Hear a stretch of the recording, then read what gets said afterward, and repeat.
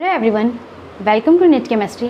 इस वीडियो में हम पढ़ेंगे फोटो केमिस्ट्री। ठीक है, तो स्टार्ट करते हैं। देखो, फोटो केमिस्ट्री क्या होता है। हमारा फोटो केमिस्ट्री हमारी केमिस्ट्री का वह ब्रांच है जहाँ पर हम किसी भी केमिकल रिएक्शंस में फोटॉन्स का यानी आपका लाइट का क्या इफेक्ट पड़ता है उसके बारे में स्टडी करते हैं। देखो, फोटो वर्ड जो आया है वो आपका कहाँ से आया है?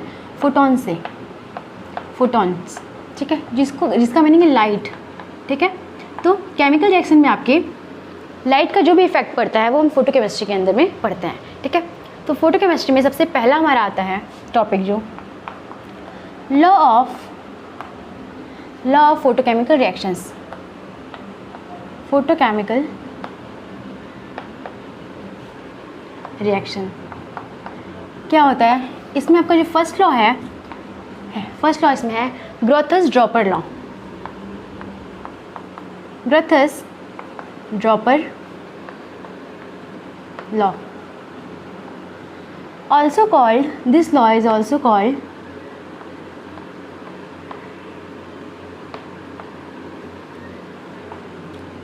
photochemical law of photochemical activation। क्या कहते हैं इस लॉ को? Law of photochemical activation।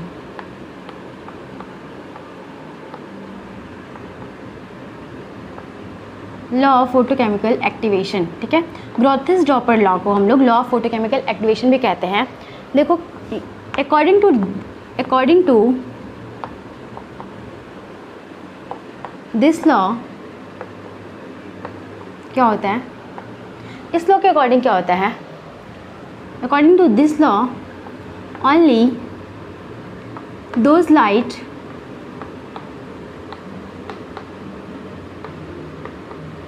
only those light which is absorbed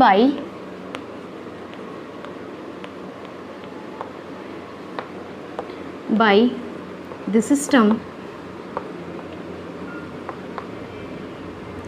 brings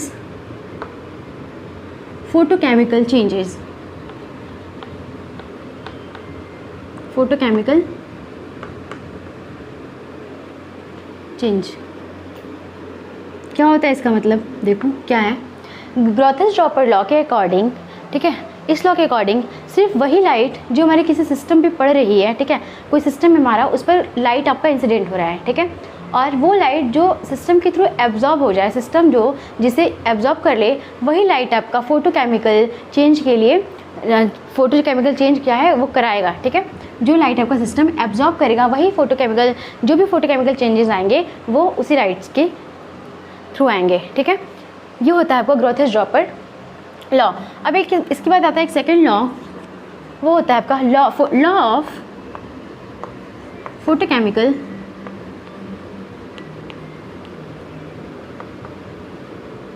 equivalency.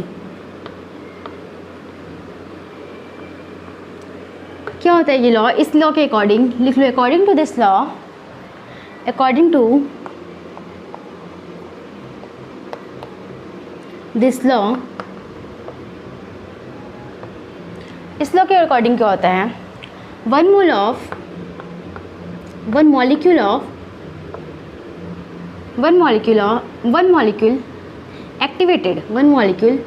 Activated by absorbing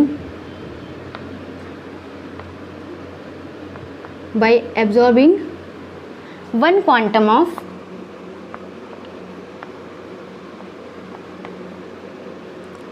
radiation in the primary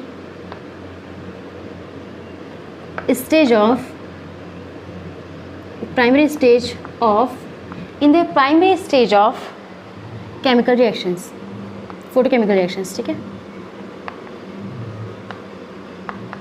in the primary stage of photochemical reactions. ठीक है, law of photochemical equivalence के according क्या होता है कि कोई भी हमारा एक मॉलिक्यूल जो है, एक मॉलिक्यूल एक्टिवेट होगा, एक मॉलिक्यूल एक्टिवेट होगा आपका एक फोटॉन या फिर एक क्वांटा ऑफ रेडिएशंस को एब्जॉर्ब करके। ठीक है, ये होता है लॉ ऑफ फोटोकेमिकल रिएक्शन, और वो in their primary stage of photochemical reactions. Photochemical reaction हमारे 2-3 स्टेज में होते हैं, प्राइमरी स्टेज, सेकेंडरी स्टेज, ठीक है, इस तरह से। तो जो प्राइमरी स्टेज होता है उस स्टेज में एक मॉलिक्यूल जो है वो एक फोटोन ही एब्जॉर्ब करेगा रिएक्शन को करने के लिए, ठीक। ये होता है आपका लॉ ऑफ फोटोकेमिकल रिएक्शंस, ठीक है। अब हम पढ़ेंगे जो भी हमारा लाइट किसी सिस्टम में पड़ता है तो उससे हमारे सिस्टम पे क्या क्या चेंजेस आते हैं, किस किस तरीके से कौन कौन से प्रोसेस होते हैं, उसको हम पढ़ेंगे एक डायग्राम के थ्रू, ठीक है, जिसका नाम है जेबलोस्की डायग्राम, ठीक है। तो हेडिंग डालो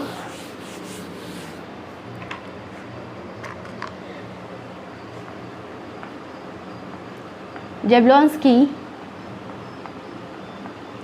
डायग्राम।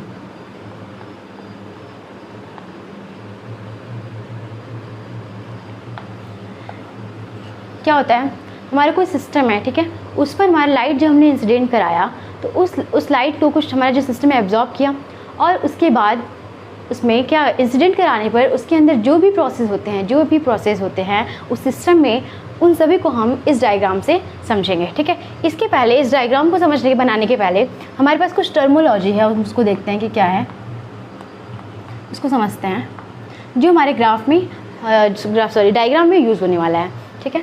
मान लो कि मेरे पास एक ग्राउंड स्टेट है जहाँ पे 2 इलेक्ट्रॉन है, फिर मॉलिक्यूल्स है, ठीक है। इसको हमने कुछ एनर्जी दिया 1 क्वांटम, ठीक है, 1 क्वांटम एनर्जी इसको दिया, 1 फोटोन दिया। अब ये क्या कर सकता है, ये एक्साइटेड होगा, एनर्जी एब्जॉर्ब करेगा, और क्या होगा, एक्साइटेड होगा, एक्साइटेड होकर ये एक्साइटेड लेवल पे जाएगा। ये आपका ग्राउंड स्टेट है, ग्राउंड एनर्जी स्टेट है, और ये आपका एक्साइटेड एनर्जी स्टेट है, एक्साइटेड एनर्जी स्टेट, ठीक है। जब हम इससे कोई एनर्जी दिए, ठीक है, 1 क्वांटम एनर्जी दिए, 1 फोटोन की एनर्जी, ये क्या करेगा, आपका एक्साइटेड होगा, एनर्जी को एब्जॉर्ब करेगा और एक्साइटेड होके एक्साइटेड स्टेट में जाएगा। इसको जाने के लिए ये 2 पॉसिबिलिटीज़ हो सकती है। कौन कौन से, एक तो ये आपका देखो यहाँ पे 2 स्पिन दिख रहा होगा इलेक्ट्रॉन का, एक अपवर्ड डायरेक्शन में, एक डाउनवर्ड डायरेक्शन में, ठीक है। एक तो ये क्या कर सकता है, जिस स्पिन में है उसी स्पिन में ऊपर चला गया, ठीक है, इस तरीके से। दूसरा क्या हो सकता है कि ये अपना स्पिन को चेंज कर दें, जिस स्पिन में है उस स्पिन को चेंज करके इस स्पिन में उससे इन्वर्ट करे होके तब जाए एक्साइटेड स्टेट में, हो सकता है ये, ठीक है।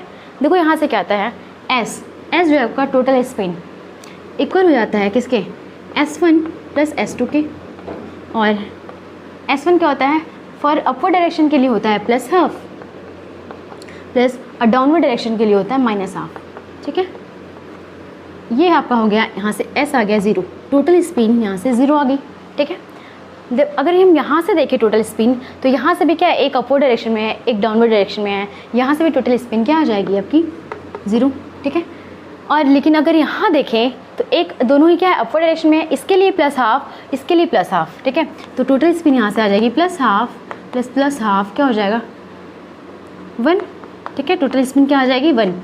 अब हम निकालेंगे यहाँ से स्पिन मल्टीप्लिसिटी। क्या होता है स्पिन मल्टीप्लिसिटी, 2s + 1, ठीक है। s की वैल्यू यहाँ पे 1 रखेंगे तो क्या आ जाएगा 2 + 2 × 1 2 + 1। इसके लिए स्पिन मल्टीप्लिसिटी जो है होगी वो 3 आ जाएगी, ठीक है। और इस केस में जब 2s+ की में s की वैल्यू हम पुट करेंगे तो इसके लिए हम आपका क्या आ जाएगा 0, 2 × 0 0 हो जाएगा और +1। इसका स्पिन मल्टीप्लिसिटी कितना बचता है 1, ठीक है। अब देखो इस 1 को क्या कहते हैं, इसको बोलते हैं हम सिंगलेट स्टेट। क्या बोलते हैं, सिंगलेट, ठीक है, इसे बोलते हैं सिंगलेट। और ये जो 3 आया है स्पिन मल्टीप्लिसिटी, इसको बोलते हैं ट्रिपलेट स्टेट, ट्रिपलेट, ठीक है। इसको हम दिखाते हैं T से, कैपिटल T से, और इसको कैपिटल S से। आपका ये स्पिन और ये दोनों अलग अलग चीज़ है, ठीक है। इसको भी कैपिटल S से ही डिनोट करते हैं। अब देखो ये समझ में आ गया इतना क्या होता है। अगर अब हम S0 की बात करेंगे, ठीक है, S0 की बात करेंगे तो ये होता है ground singlet state, ground singlet state, ठीक है। इसी तरीके से अब S1 की बात करेंगे तो होगा ये फर्स्ट सिंगलेट एक्साइटेड स्टेट, ठीक है, फर्स्ट सिंगलेट एक्साइटेड स्टेट, ठीक है। इसी तरह अगर S2 होगा तो क्या हो जाएगा, S2 के लिए सेकेंड सिंगलेट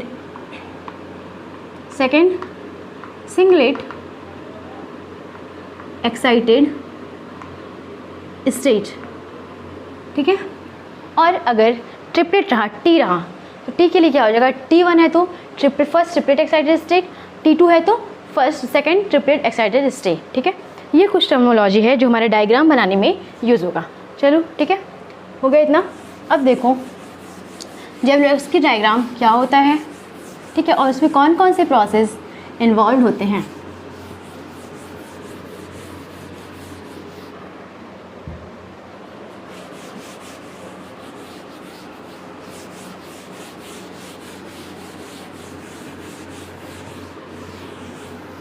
देखो हमारे पास एक ग्राउंड स्टेट है टर्म, ठीक है, ग्राउंड स्टेट, इसे हम डिनोट करेंगे S0 से, ठीक है, ग्राउंड स्टेट S0। यहाँ पे हमारा, हाँ एक पॉइंट और लिखो यहाँ पे, energy of singlet excited state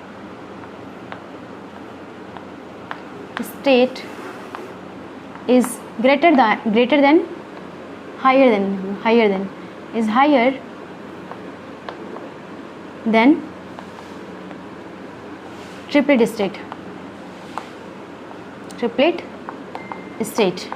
ठीक है।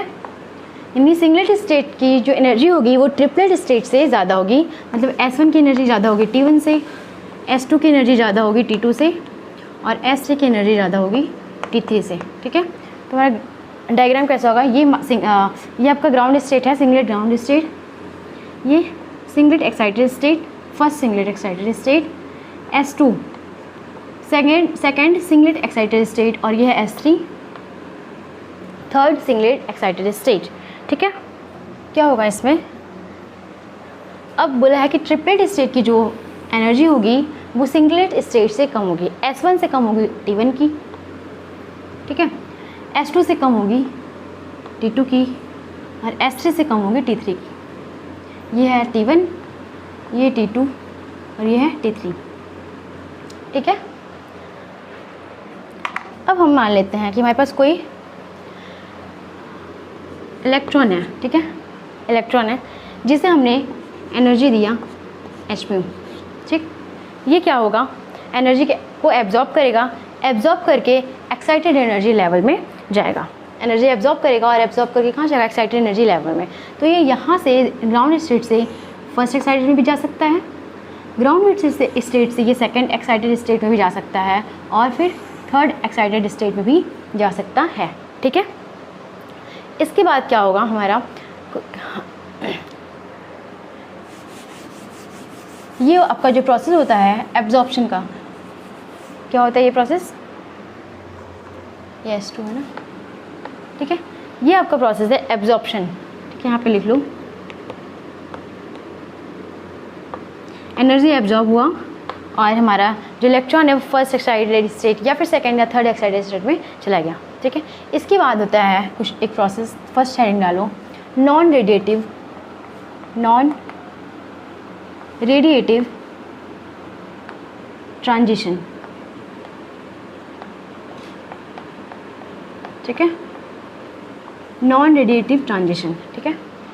एक्साइटेड स्टेट में तो चला गया, लेकिन कुछ टाइम बाद क्या होगा, एनर्जी जो हमारा इलेक्ट्रॉन है उसकी एनर्जी कुछ कम होगी, और वो क्या होगा, ट्रांजिशन उसका होगा और वो नीचे लोअर एनर्जी स्टेट में आएगा, ठीक है। तो नॉन रेडिएटिव ट्रांजिशन क्या होता है, ऐसा ट्रांजिशन जिस ट्रांजिशन होने पर जब एनर्जी इमिट ना हो, ठीक है, ऐसा कोई भी ट्रांजिशन हो, यानी से मान लो यहाँ से यहाँ आ रहा है हमारा इलेक्ट्रॉन, तो इसमें किसी भी तरह की एनर्जी का ट्रांसमिटेंस ना हो, ठीक है, एनर्जी इमिट ना हो, तो इसे कहते हैं नॉन रेडिएटिव ट्रांजिशन, ठीक है। अब इसमें आता है आपका, देखो कोई इलेक्ट्रॉन जो है जो एक्साइटेड स्टेट में जा चुका है, ठीक है, वहाँ आपका हायर एक्साइटेड एनर्जी लेवल से वो लोअर एक्साइटेड एनर्जी लेवल में आए, और ठीक है, और सिंगलेट से सिंगलेट में ही आ गया, जब वह singlet higher excited energy level से singlet lower excited energy level में आएगा, S3 से S2 में आ गया, ठीक है, या फिर S2 से S1 में आ गया, ये, ठीक है। इस प्रोसेस को हम कहते हैं या फिर यहाँ से देखो ये भी हो सकता है, या फिर T2 से T1 में आ गया, या फिर T3 से T2 में आ गया, ठीक है, ये। तो इस प्रोसेस को हम बोलते हैं इंटरनल क्रॉसिंग। क्या कहते हैं इस प्रोसेस को? ये जो प्रोसेस है इसको बोलते हैं इंटरनल क्रॉसिंग। इसको डिनोट करते हैं IC से, ठीक है। ये आपका प्रोसेस है इंटरनल क्रॉसिंग का। ये भी इंटरनल क्रॉसिंग का प्रोसेस है, ये और ये भी, ठीक है। और ये जो प्रोसेस होता है वो एक फॉरबिडन प्रोसेस होता है और किसी तरह की एनर्जी को ये इमिट नहीं करता है, ठीक है। अब सेकंड जो देखेंगे वो क्या है,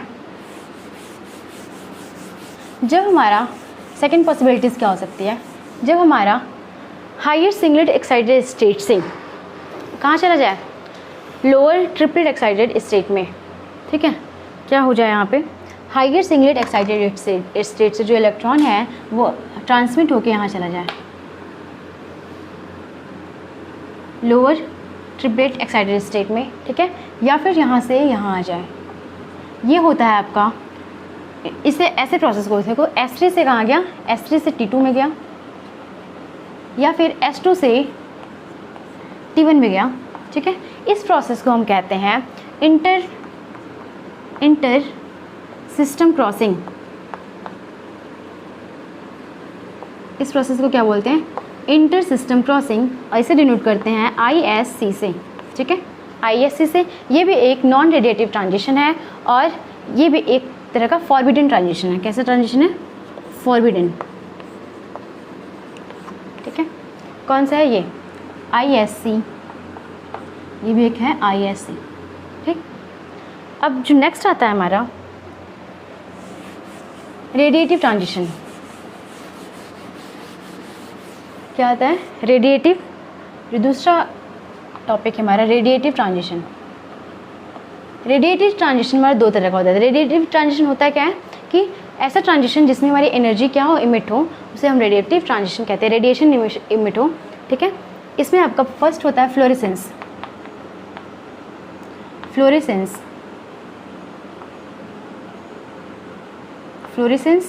और सेकंड प्रोसेस होता है फॉस्फोरेसेंस।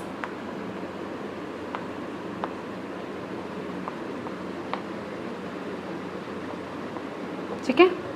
फ्लोरेसेंस क्या होता है, जब हमारा सिंगलेट एक्साइटेड स्टेट से ग्राउंड स्टेट में ट्रांजिशन हो रहा है, ठीक है। सिंगलेट एक्साइटेड स्टेट से कहाँ हो रहा है, ग्राउंड स्टेट में।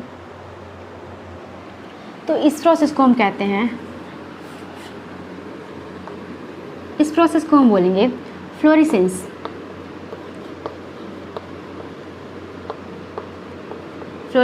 ठीक है। जब सिंगलेट एक्साइटेड स्टेट से ग्राउंड स्टेट में हमारा ट्रांजिशन होगा तो इसे बोलेंगे फ्लोरेसेंस, ठीक है। और जब हमारा ट्रिपलेट एक्साइटेड स्टेट से ग्राउंड स्टेट में ट्रांजिशन होगा, इस ट्रांजिशन को हम बोलते हैं फॉस्फोरेसेंस।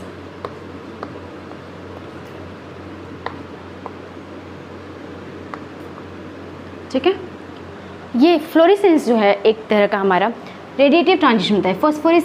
फ्लोरेसेंस और फॉस्फोरेसेंस दोनों ही एक तरह का रेडिएटिव ट्रांजिशन होता है। इस ट्रांजिशन के दौरान आपका लाइट जो है वो इमिट होता है, रेडिएशन इमिट होता है, ठीक है। ये एक रेडिएटिव ट्रांजिशन होता है। उसमें भी जो फ्लोरेसेंस होता है एक आपका अलाउड ट्रांजिशन होता है, अलाउड ट्रांजिशन, ठीक है। और फॉस्फोरेसेंस भी एक फॉरबिडन ट्रांजिशन है।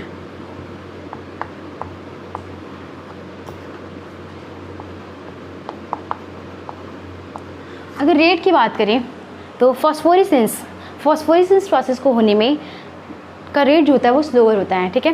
क्या होता है इसमें, यहाँ से T1 में जो हमारा ट्रिपलेट स्टेट में जो स्पिन होता है, ठीक है, वो इस तरह से होता है, ठीक है। अपोजिट स्पिन का होता है, ग्राउंड स्टेट के स्पिन से अपोजिट स्पिन का होता है। इसको वापस जब ग्राउंड स्टेट में आना है तो इसको अपनी स्पिन को चेंज करके तब आना होगा, और स्पिन को चेंज करने में कुछ टाइम लग जाता है, ठीक है। तो ये टाइम जो होता है स्लोअर हो जाता है। फॉस्फोरेसेंस जो प्रोसेस होता है वो स्लोअर हो जाता है किसके, फ्लोरेसेंस के में, ठीक है। फ्लोरेसेंस के से अगर हम कंपेयर करें तो फॉस्फोरेसेंस वाला प्रोसेस स्लो हो जाता है, क्योंकि यहाँ पे जो स्पिन है उसको चेंज होकर के आपको ग्राउंड स्टेट में आना होता है। और यहाँ पे क्या होता है कि सेम स्पिन, जो स्पिन है यहाँ पे, ठीक है, इसी स्पिन में इसको नीचे आ जाना होता है, ठीक है। तो इसलिए यहाँ पर क्या हो जाता है, ये फास्ट हो जाता है प्रोसेस, और फॉस्फोरेसेंस वाला जो प्रोसेस होता है वो स्लो होता है, ठीक है। अब हम देखेंगे केमिकल रिएक्शंस हमारा कौन से प्रोसेस में होता है। तो जो फॉस्फोरेसेंस वाला प्रोसेस है, ठीक है, यहाँ पे ही केमिकल रिएक्शंस हमारा होता है। केमिकल रिएक्शंस यहाँ पे क्यों होता है, देखो उसका रीज़न ये है कि जब हमारे यहाँ से ट्रिपलेट स्टेट से ग्राउंड स्टेट में जब जो इलेक्ट्रॉन है वो आता है तो क्या होता है, वो अपना स्पिन को चेंज करता है, और स्पिन चेंज करता है तो थोड़ा सा वहाँ पे टाइम, जो इस प्रोसेस को होने में टाइम स्लो होता है, और वहीं पर केमिकल रिएक्शंस आपके हो जाते हैं, ठीक है। ये हो गया जेब्रोस्की डायग्राम, ठीक है। अब हम पढ़ेंगे Lambert's beard law. Photochemical change in liquid या फिर सोल्यूशन, किसी सोल्यूशन में फोटोकेमिकल चेंजेस कैसे होते हैं, ठीक है। हेडिंग डाल लो,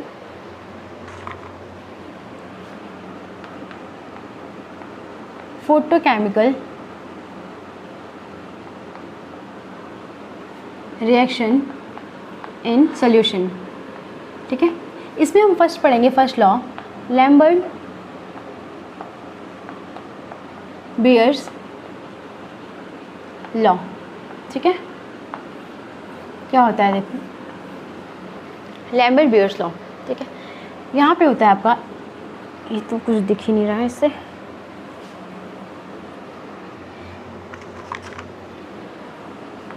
आई एब्जॉर्ब आई ए इक्वल हो जाता है आई नॉट माइनस आई टी के। अब क्या है ये आई ए आई नॉट आई टी, देखो आई ए है आपका इंटेंसिटी ऑफ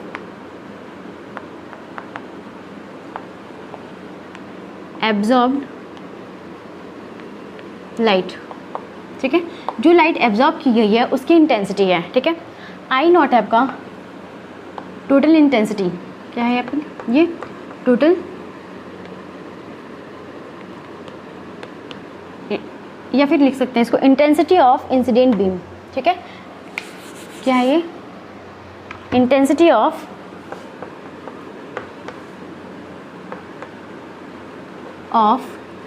इंसिडेंट बीम, जो लाइट हमने इंसिडेंट कराया वो आपका आई नॉट है, ठीक है। और ये है intensity of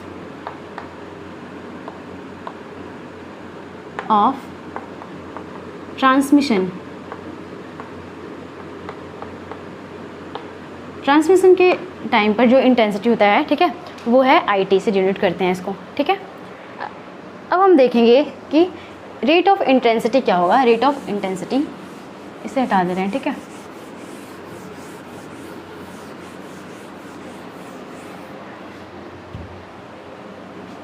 minus of D I by D T, D I by I, ठीक है। रेट ऑफ इंटेंसिटी जो होता है आपके इक्वल होता है, प्रोपोर्शनल होता है आपका इंटेंसिटी का जो रेट होगा वो किस पर डिपेंड करेगा, एक तो थिकनेस ऑफ सॉल्यूशन, जो हमारा सॉल्यूशन है वो कितना, उसका थिकनेस कितना है, ठीक है, थिकनेस ऑफ सॉल्यूशन, ठीक है। और दूसरा आपका प्रोपोर्शन होता है कंसंट्रेशन के, ठीक है, इनटू कंसंट्रेशन कि सॉल्यूशन का कंसंट्रेशन कितना है, ठीक है। जो इंटेंसिटी है वो इन दोनों टर्म पर ही क्या करता है, डिपेंडेंट होता है। यहाँ से आपका D I by I proportion हो जाएगा, थिकनेस को हम लेते हैं एल से डिनोट करते हैं, ठीक है, लेंथ से, और कंसंट्रेशन को सी से, ठीक है।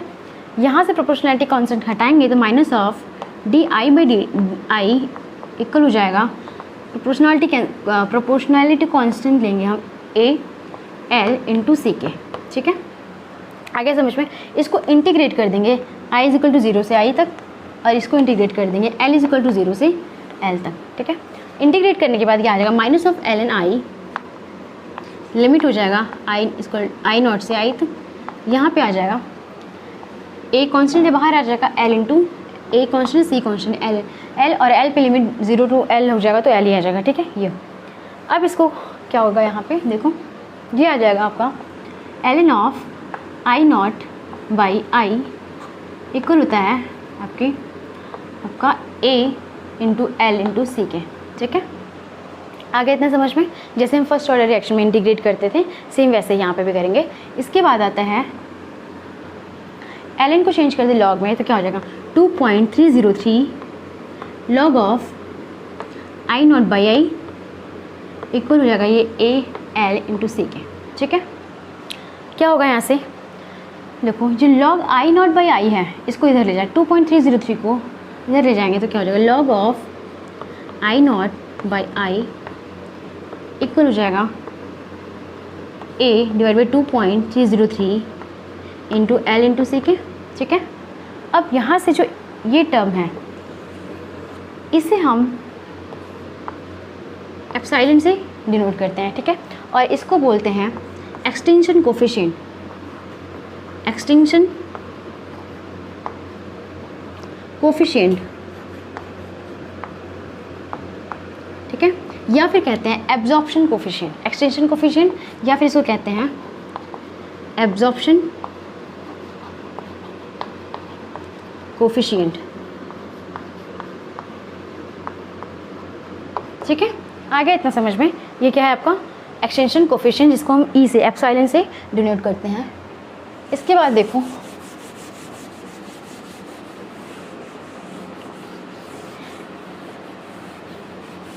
एब्जॉर्प्शन क्या होता है, ए एब्जॉर्प्शन को हम डिनोट करते हैं ए से और ये इक्वल होता है ये log of I not by आई के। तो लॉग ऑफ ए इक्वल होता है आपका log of I not by आई के, ठीक है। और ये इक्वल हो जाएगा, यहाँ पे वैल्यू एप्सिलॉन रख देंगे तो E into L into C के, ठीक है। लेंथ को हम लेते हैं सेंटीमीटर में और कंसंट्रेशन को लेते हैं मोल डेसीमीटर क्यूब में, क्यूब इन्वर्स में, ठीक है। और एप्सिलॉन जो हो जाता है आपका आ जाता है मोल इन्वर्स डेसीमीटर क्यूब इन्वर्स मोल, ये इन्वर्स नहीं ये डेसीमीटर क्यूब मोल इन्वर्स और सेंटीमीटर इन्वर्स में, ठीक है। एप्सिलॉन आ जाता है, इसको कहते हैं मोलर एक्सटेंशन कोफिशिएंट। क्या कहते हैं इसको, मोलर एक्सटेंशन कोफिशिएंट, ठीक है। आगे इतना समझ में, ठीक। ये आपका ए किसके इक्वल हो जाएगा, यहाँ से ए इक्वल हो जाएगा E into L into C के, ठीक। अब एक टर्म आता है transmittance.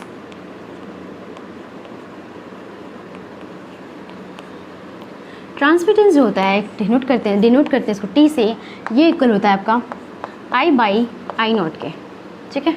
I by I not के, और ये यहाँ से ए के इक्वल हो जाता है, ए इज इक्वल टू हो जाता है minus of log of T के, ठीक है। ट्रांसमिटेंस और एब्जॉर्प्शन में ये रिलेशन है, A is equal to minus of log of T, ठीक है। ये सारे आपके इंपॉर्टेंट रिलेशन है, क्वेश्चंस हमारे इन्हीं सारी फॉर्मूलाज से आते हैं, ठीक है। ये और अगर इसको हम लॉग को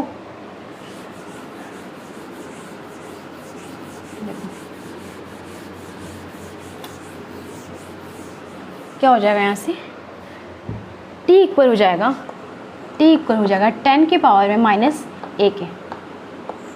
लॉग को इक्वल के साइड ले जाएंगे तो एंटी लॉग में क्या होता है, जो भी टर्म होता है इक्वल के इधर 10 के पावर में आ जाता है, तो यहाँ पे 10 के पावर में माइनस ऑफ ए और क्या हो जाएगा t इज इक्वल टू 10 के पावर में minus of e into L into C, ठीक है। ये आपका कुछ इंपॉर्टेंट रिलेशन है, जो भी क्वेश्चंस पूछे जाते हैं वो यहीं से आते हैं, ठीक है।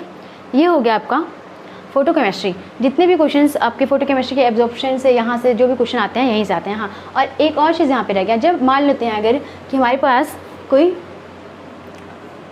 सैंपल है ए और एक दूसरा सैंपल है बी, ठीक है। एक आपका ए सैंपल है और क्या है दूसरा सैंपल है बी। इसके लिए अगर आपको ट्रांसमिटेंस निकालना हो, ट्रांसमिशन ए और बी का निकालना होगा, तो ये क्या हो जाएगा, मल्टीप्लिकेशन हो जाएगा, ठीक है। ट्रांसमिशन का transmittance of A into transmittance of B, ठीक है। ये क्या हो जाता है, ट्रांसमिटेंस जो होता है वो मल्टीप्लिकेटिव इन नेचर होता है, ठीक है। तो लिख लो इसको, ये आपका कैसा होता है, मल्टीप्लिकेटिव। यहाँ से जो ट्रांसमिटेंस जो आपका होता है वो होता है मल्टीप्लिकेटिव इन नेचर।